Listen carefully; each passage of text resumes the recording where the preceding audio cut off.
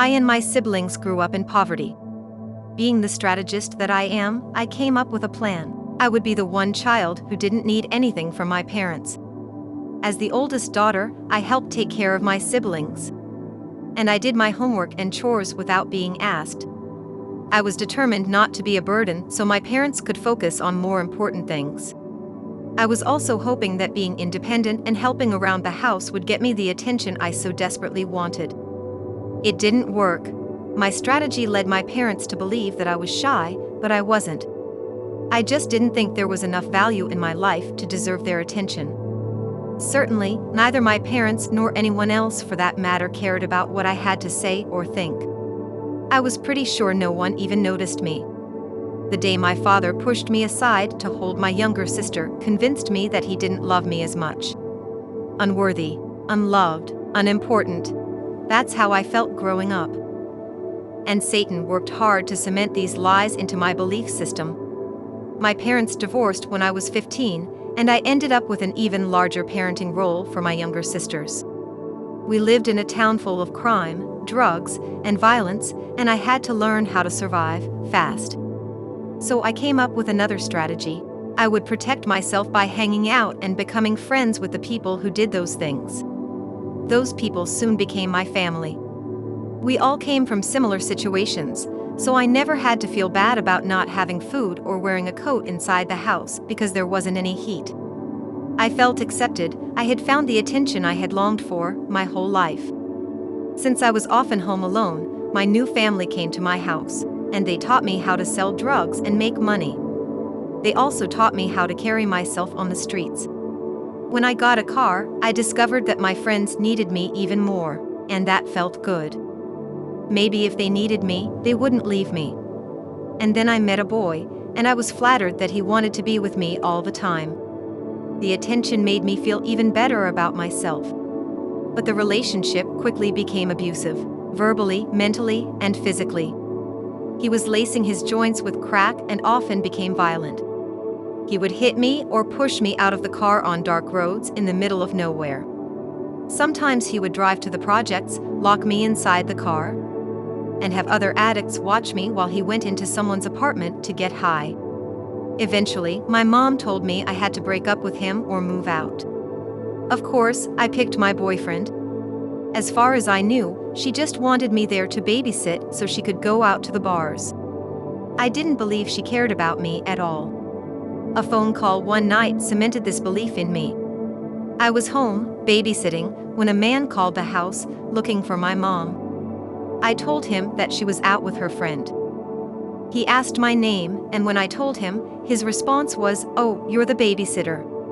I told him several times that I was her oldest daughter, to which he replied, "What?" She told me she only had little kids. Then he proceeded to proclaim how messed up it was that she had lied about me. I figured my mother must be ashamed of me. Why else would she have lied? I felt so rejected. Satan quickly used this man's comments to confirm that I was unworthy, unloved, and unwanted, and I made many horrible choices based on the lies I believed about myself. It wasn't until years later that I learned she hadn't been ashamed of me at all. She had lied to hide her age. When my boyfriend began putting out his matches on my body, I reasoned, at least he wants to be with me. I was so deceived. I had listened to Satan's whispers so often that I easily settled for much less than I deserved. I became pregnant, but my boyfriend continued to abuse me.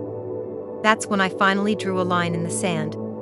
I knew if I stayed, I could lose my baby to the hands of his father. I left that relationship, but not because I felt my life was worth protecting. Just the baby's. After my son's birth, I worked hard to provide for our needs. But I also partied hard on the weekends, as I continued to live under a spirit of rejection. I went through a sexual assault, another abusive relationship, and encountered a sickness that sometimes left me paralyzed. I was a mess, and my heart was hard. During this time, my mom surrendered her life to God. She began praying for me and talking to me about Him, but that both annoyed and angered me. I had tried that Christian thing, and I felt God had let me down by giving me such a crappy life. But God wouldn't leave me alone. It was obvious He was hearing the prayers of my mother. and I could feel him poking at me, trying to get my attention. One day, I was lying on the couch after being laid off from a fantastic job that had had me traveling to England. Rejected and dejected once again, I decided to tell God a thing or two. I yelled, "God, you cannot have me." I imagine he must have been rolling his eyes at me that day. Weeks later, I picked up a book my mom had given me, called I Live to Tell About It by Joey Perez. It was about a former gang leader and drug lord who was now preaching in the ghetto. I read it, then I got on his website and watched videos of him preaching. I witnessed crowds of people rushing to the stage to accept Jesus. Watching those people respond to the invitation to know Jesus made me remember something that happened when I was a kid. At the age of 6, I professed faith in Jesus. I told my mother, "I'm a lost sheep and I need Jesus, and I want to be a missionary." Way back then, I'd had a strong desire to lead other lost sheep to Jesus. But then I lost my way. It all came rushing back to my mind. My body began to tremble, and all my desires for the things of the world left me. It was a supernatural experience. I was filled with the power of the Holy Spirit, something I had not known about before then. That was 10 years ago, and since then, I've not once considered going back to my old lifestyle. Instead, I've sought to know Jesus more and more. Now, that doesn't mean life has been easy. In many ways, it has been more trying. It seems all I do is encounter one difficult problem after another. And there seems to be no end in sight. Recently, I was crying out to God about this very thing.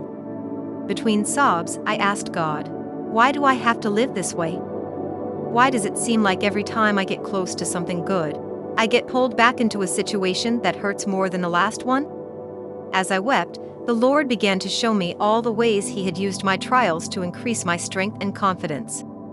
He showed me how each one had increased my ability to help others. He did this by revealing the meaning of a dream I'd had the night before. In my dream, I arrived in an unfamiliar place that seemed designed for team building. Many people were there, including friends and co-workers. We were all standing on the edge of a ravine overlooking a deep, narrow gorge. The ravine was beautiful and peaceful, yet full of unknowns. The grass on either side was lush and green, and the river at the bottom had a long, peaceful flow. It seemed to go on forever. On both sides of the ravine, there were platforms with swings on a pulley system. I and the others were to grab a swing and then push off the side of the ravine with our feet to get to the other side. Once there, we were to climb up a ladder to the platform and repeat the exercise. Now, in real life, I am terrified of heights. But in my dream, I wasn't afraid. I grabbed the swing and off I went. At first, I was barely able to hang on, and I thought I might fall. But the more effort I put forth, the more firm and secure my grip became. With each swing, my confidence grew. I had proof of my ability to make it to the other side. I began using that confidence to teach others how to swing across. My successful swings were proof that they could make it too. As I cried out to Him, God showed me that each time I'd grabbed hold of the swing and pushed off the side of the ravine, I had gained new strength. I'd also gained momentum and confidence. Each push gave me the power I needed for the next push. My fear was absent because I was focused on swinging instead of the depth of the ravine. God revealed that, in life, each time I refused to look at my problems and chose instead to persevere in Him, I learned invaluable lessons. When I refused to give up or slump over in weakness or pain, I gained new strength and confidence. And I gained experience to help others get to the other side of their ravines. Because of what I've experienced, I can now bring comfort to others and say, "You know that thing you're going through? That deep valley you're facing? Well, you're going to make it." And then I can tell them my story. I am living proof that there is no ravine too big for God. He never fails His children. I know that now, but I spent many decades thinking that God had abandoned me, just like everyone else in my life had done. He hadn't. All along, God was helping me. He was always there, on the edge of every ravine, giving me the courage to grab hold and swing one more time. His strength is what carried me to the other side. And it is His strength that will help you too. I know life is hard, but I want to encourage you to not grow angry or bitter about the trials you are facing. Bitterness will leave you powerless. God knows what you are going through, and He will help you. Just keep swinging. Keep taking that leap of faith and push forward with Him. Psalm 121 promises that God watches over you. He keeps your feet from slipping and keeps you from all harm. Isaiah 40 verses 29 to 31 promises that He will uphold you and give you new strength as you trust Him. When you're facing a trial, don't quit. Instead, say, "Okay, God, we're going to have to swing across another ravine. I need your strength and wisdom. Would you please show me what I need to learn? And Lord, let me use my experiences to help others get to the other side of their ravines too." And then push off that ledge with confidence. You might not feel like you can do it again. If so, I suggest you look for some godly counseling. It took years of intentional work for me to discover my true worth and identity in Christ. I attended Christ-centered counseling, read many books on rejection, and spent much time alone with God. But it was all worth it because today, I am finally free of the enemy's bondage. And I am determined to stay free. Want to know what motivates me? It's the fact that Satan has already robbed me of so much. I refuse to give him one more moment of victory in my life. I refuse to provide him any more space in my heart or mind. I am done listening to his lies. Let that be your motivation too. And then commit to trusting God, living for Him, and representing Him well in every situation, no matter how difficult. Only you can choose to keep persevering with God.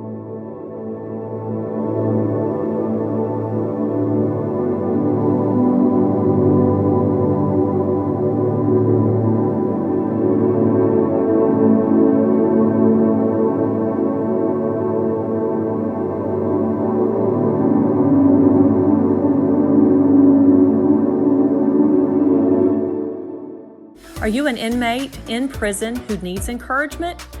Write to us at Victorious Living, P.O. Box 2751, Greenville, North Carolina 27836.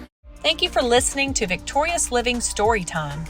You have just heard a story from Victorious Living Magazine, a bilingual quarterly publication.